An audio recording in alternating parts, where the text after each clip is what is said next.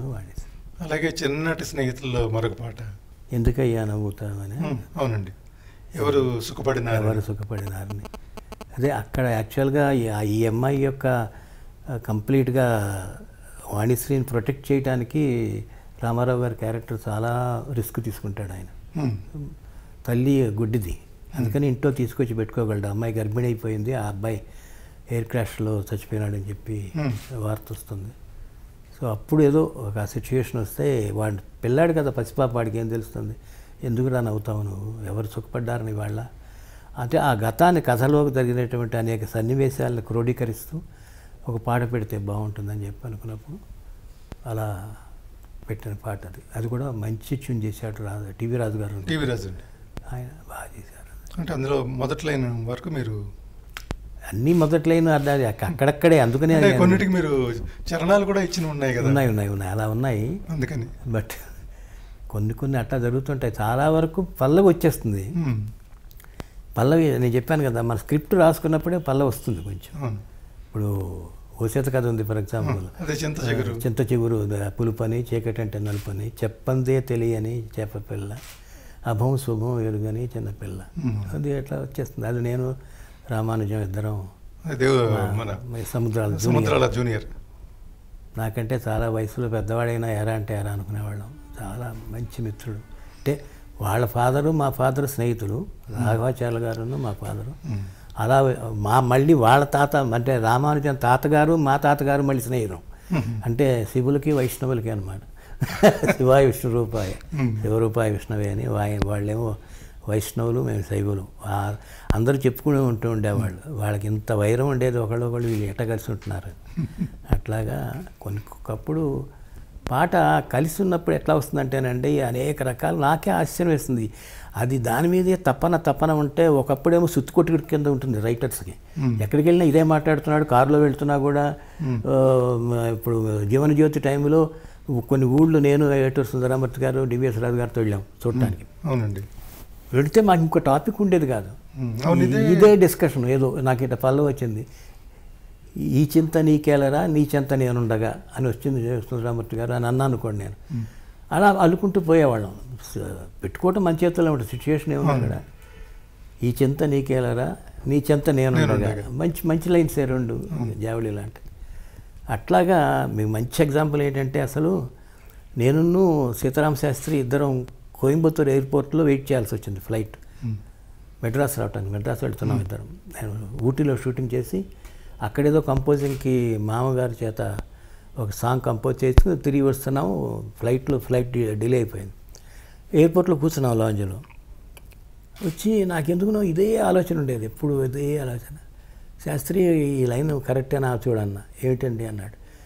సిన్ని కోరికలడగా శ్రీనివాసుడు నన్నడగా, అందులో మిన్న అలుమేలు మంగై అతని సన్నిధి నేనుంటా.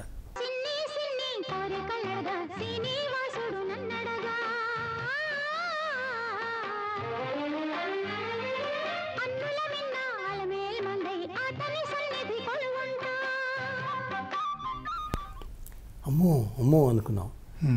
మీరు నమ్మరు, మెడ్రాస్ ఫ్లైట్లో పక్కన కూర్చొని మెడ్రాస్ ఎయిర్పోర్ట్ చేరేటప్పుడు పాట అయిపోయింది పాట మొత్తం 3 చరణాలు. అది ఒక అదృష్టం నాకేమిటంటే, నేను ఎంత అదృష్టవంతుండంటే ఇవాళ ఇప్పుడు ఆ రచయితలు కూడా అంత సన్నిహితంగా ఉండి అలా వాళ్ళు లైన్స్ని పరిష్కృతం చేసే అవసరం అయితే లేదు, అలాగే తీసుకొని ఇందుట్లో నాకు పర్టికులర్గా ఇవాళ నేను ఇవన్నీ చెప్పుకుని చూసావా దీనికి ఫ్లేవర్ రావటానికి ఈ కారణభూతుడిని నేను అని 100% చెప్పడానికి కాదు. అవునండి. నేను వాళ్ళ గొప్పతనాన్ని, ఎందుకంటే దీన్ని యాక్సెప్ట్ చేసి దీన్ని కూడా ఆ కులంలో కలుపుకుని ఈ పల్లవి కూడా లేకపోతే ఈ చరణాన్ని కలుపుకుని ఆ పాటకి ఒక రూపకల్పన చేయటంలో వాళ్ళు కూడా చాలా సహాయం చేశారు.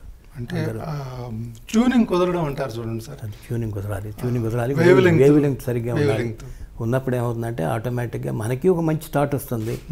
సాధారణంగా మనకు కూడా 4-5 సార్లు అనుకున్న తర్వాతే మనం కూడా బయట పెట్టడం జరుగుతుంది. అవునండి. అది ఇవాళ పొద్దున బాగుండొచ్చు, రాత్రికి మళ్ళీ పేలవంగా ఉండొచ్చును, లేదు ఇంకో కష్టం పడితే బాగుంటుంది అనిపించవచ్చు. ఆ కృత్యుదావస్థ అంతా నేను కూడా ముందర అనుభవిస్తాను. అవును. ఎందుకంటే వేగ్గా చెప్పాం మేము సిచ్యుయేషన్ గురించి చెప్పేటప్పుడు. అవును. ఆహా, వేగ్గా ఏదో పాట రాస్తాను సార్, ప్రేమ పాట సార్, దీనికి ఏమిటి మ్యాటర్ కావాలా అని చెప్పను నేను ఎప్పుడు. నేను ముందర మ్యాటర్ ప్రిపేర్ అయిపోతాను.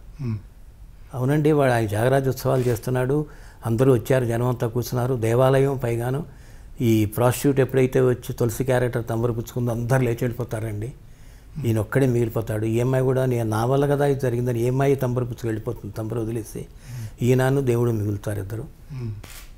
ఇది సిచ్యుయేషన్ మీరు రాయాలి. ఈ వెధవులు అంటే అప్పుడు కొన్ని మాటలు కూడా ఆయనకి ఆ ఇంజెక్షన్ చేయడానికి స్పిరిట్ కోసం, ఈ వెధవులు వింటే ఎంత వినకపోతే ఎంత, నువ్వు విను తరించిన నేను పడతాను విను నీ ఒక్కడి కోసం అని అంటాడు సార్. అంటే అప్పుడు శంకరా నాది శరీరా పరా అని శంకరా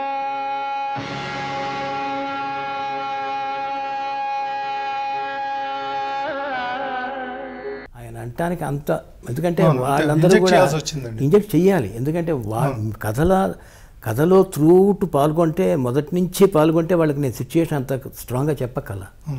అప్పటికప్పుడు వస్తారు కదా రచయితలు, దబ్బుకుని వస్తారు, ఎన్నో పాటలు రాసుకుంటూ వస్తారు.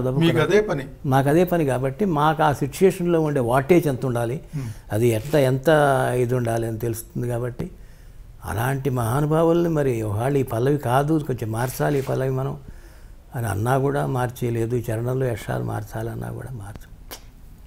It's a great thing that he's happen.